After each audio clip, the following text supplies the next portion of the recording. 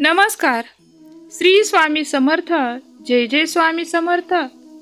स्वामींच्या या संदेशाकडे तुम्ही पाहून दुर्लक्ष करू नका. या संदेशामध्ये तुमच्यासाठी स्वामींनी अशा गोष्टींची निवड केली आहे ज्या तुमच्यासाठी खूप दुर्लभ आहेत. जर तुम्ही या संदेशाकडे दुर्लक्ष केले तर तुम्ही तुमच्यासाठी असलेली खूप चमत्कारिक गोष्ट गमावू शकता. देवदूत तुम्हाला सांगत आहेत, तुमची प्रतीक्षा संपली आहे. तुमच्या जीवनातील वाईट क्षण दूर झाले आहेत. जर तुम्हाला कोणत्याही गंभीर आरोग्य समस्यामुळे त्रास होत असेल तर देव तुम्हाला तुमच्या पवित्र मौल्यवान रक्ताने पूर्णपणे बरे करतील आणि तुम्हाला पुन्हा उठवतील.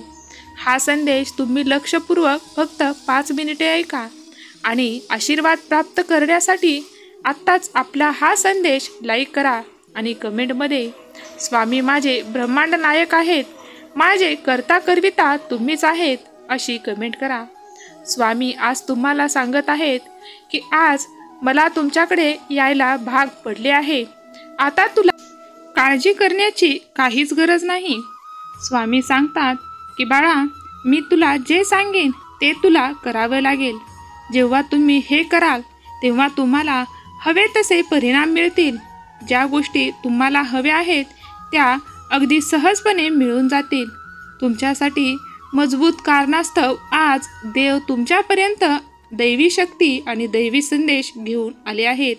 जर तुम्ही हा मेसेज आणि हा संदेश शेवटपर्यंत ऐकलात तर ते तुम्हाला एका मोठ्या समस्येपासून वाचवतील. तुम्हाला त्यामध्ये जाण्यासाठी स्वामी मार्गदर्शन करतील, ज्याची तुम्ही खूप दिवसापासून वाट पाहत आहात. तुमच्यासाठी अनपेक्षित आशीर्वाद, जबरदस्त प्रेम आणि तुमच्या मार्गावर येणाऱ्या विपुलतेसाठी तुम्ही तयार राहा. देव तुमचे दुःख, चिंता आणि समस्या दूर करेल आणि त्याऐवजी तुम्हाला चांगले आरोग्य, आनंद आणि शांती देईल. तेव्हा प्रिय देवा, कृपया भीती आणि काळजीच्या सर्व खुणा तुम्ही काढून टाका. धरून त्यालाच गुंडाळून राहून कंटाळलेल्यांना बळ द्या. तुम्ही अजूनही खूप काही करण्याच्या तयारीत आहात. तुम्ही आणखीही माझ्या पाठीशी आहात याची खूण आणि तुमची लक्षणे मला दिसत आहेत. स्वामी, तुम्ही माझ्यासाठी देत आहात ते मी स्वीकार करत आहे. तेव्हा देव म्हणतो की जेव्हा तुम्हाला संकटे आणि अडथळे येतात तेव्हा आशा सोडू नका. तुमची चिंता मला द्या. मी तुम्हाला प्रत्येक समस्येवर मार्गदर्शन करीन, समाधान आणि शांतता प्रदान करीन.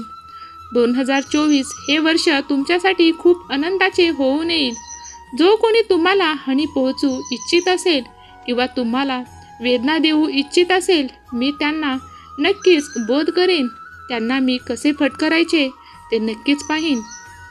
पण प्रिय मुला, आता तुम्ही घाबरू नका, कारण दैवी देवदूत तुमचे रक्षण आणि मार्गदर्शन करण्यासाठी अथक परिश्रम करत आहेत. त्यांनाही लोक हसतात आणि ज्यांनी सर्व काही कष्टाने मिळवले आहे त्यांच्याकडे पाहूनही जळतात.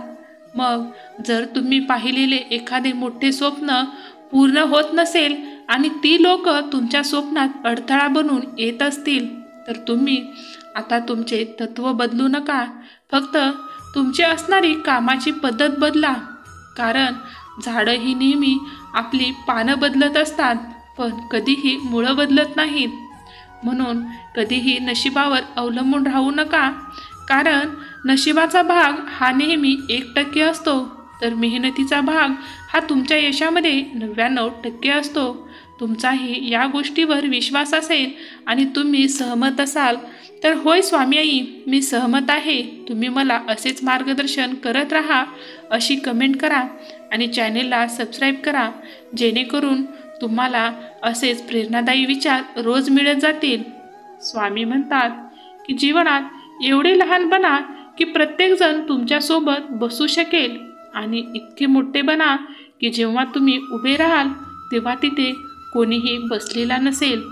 परिस्थितीप्रमाणे बदलणारे मित्र आणि नातेगोती सोबत बाळगण्यापेक्षा कधीही आयुष्यात यशासोबत तुम्हाला अपयशासुद्धा स्वीकारतील ते लोक सोबत बाळगा. तुम्हाला कधीच अपयश पाहायला मिळणार नाही. एक पेन कधीही चूक करू शकते, पण एक पेन्सिल कधी चूक करू शकत नाही, कारण तिचा पार्टनर खोडरबर तिच्या सोबत असतो, जो तिच्या सर्व चुका सुधारतो आणि तिला योग्य वेळी चूक दाखवून देतो. म्हणूनच आपलाही एक तरी मित्र किंवा सखा असा असावा की जो आपल्या चुका सुधारेल आणि दाखवून देईल. जीवनात कधीही चांगल्या माणसांना शोधत बसू नका. सर्वात पहिले तुम्ही लोकांचा विचार करण्यापेक्षा स्वतः चांगले व्हा आणि कोणीतरी तुम्हाला चांगलं बनवण्याचा विचार करण्यापेक्षा स्वतःमध्ये परिवर्तन घडवून आणा आणि पहा, चांगली लोक तुम्हाला शोधत तुमच्यापर्यंत येतील. जोपर्यंत आपण हरण्याचा विचार करत नाही, तेव्हा कितीही वाईट लोक आणि कितीही मोठे संकट असू द्या, ते तुम्हाला क्वचितही हलवू शकणार नाहीत आणि हरवूही शकणार नाहीत. आयुष्यातील अडचणी आपल्याला कधीही त्रास देण्यासाठी येत नसतात, तर त्या आपल्यात लसलेल्या आणि आपल्यामध्ये लपलेल्या क्षमतेची जाणीव करून देण्यासाठी आणि त्यांचे महत्त्व दाखवून देण्यासाठी येत असतात. स्वप्न ती नसतात जी आपल्याला झोपल्यावर पडतात, तर स्वप्न ती असतात जी आपल्याला कधीही झोपू देत नाहीत. तुमचेही जर एखादे स्वप्न असेल, ते पूर्ण होत नसेल, तर स्वामींना आज प्रार्थना करा की स्वामीराया, माझे स्वप्न पूर्ण करा आणि मला यश द्या. तुमची प्रार्थना आज नक्कीच स्वामीपर्यंत पोहोचून जाईल. जग तुम्हाला नावं ठेवण्यात जेव्हा व्यस्त असेल, तेव्हा तुम्ही त्यांचा विचार न करता तुमच्या कामामध्ये व्यस्त राहा. नंतर तीच लोक तुमच्या नावाचा उपयोग करून त्यांची ओळख वाढवतील. जेव्हा नखं वाढतात तेव्हा आपण त्यांना कापून टाकतो, पण नखं वाढली म्हणून कोणीही बोटं कापून टाकत नाही. त्याचप्रमाणे जेव्हा तुमच्यात गैरसमज होतात, तेव्हा तुमच्यातला अहंकार हा काढून टाका, पण तुमच्यातल्या नात्याला कधीही कापू नका. कारण एकदा तुटलेली नाती परत जोडणे आणि जोडलेली नाती काचेसारखी होऊन जातात. त्यामुळे त्यांना कधीही तडा पडू देऊ नका. हातातल्या रेषांवर कधीही विश्वास ठेवू नका, कारण भविष्य आणि ही पुढचे दिवस सुखाचे हे त्यांचेही असतात, ज्यांना हात नाहीत किंवा हाताचे बोटच नाहीत. त्यांचे हे नशीब ते स्वतः त्यांच्या नशिबाने लिहितात. मग तुम्ही तुमचे राशीफल आणि राशी का विचारत बसता? जोपर्यंत चांगले शिक्षण घेणे म्हणजे फक्त चांगली नोकरी मिळवणे ही संकल्पना पालक आणि तुम्ही डोक्यात ठेवतात, तोपर्यंत तुम्हाला जीवनात कसे जीवन जगायचे हे कधीही कळणार नाही. कधीकधी देव तुमची परिस्थिती बदलत नाही, कारण त्याला तुमची मनस्थिती बदलायची असते आणि तुम्हाला स्ट्रॉंग बनवायचे असते.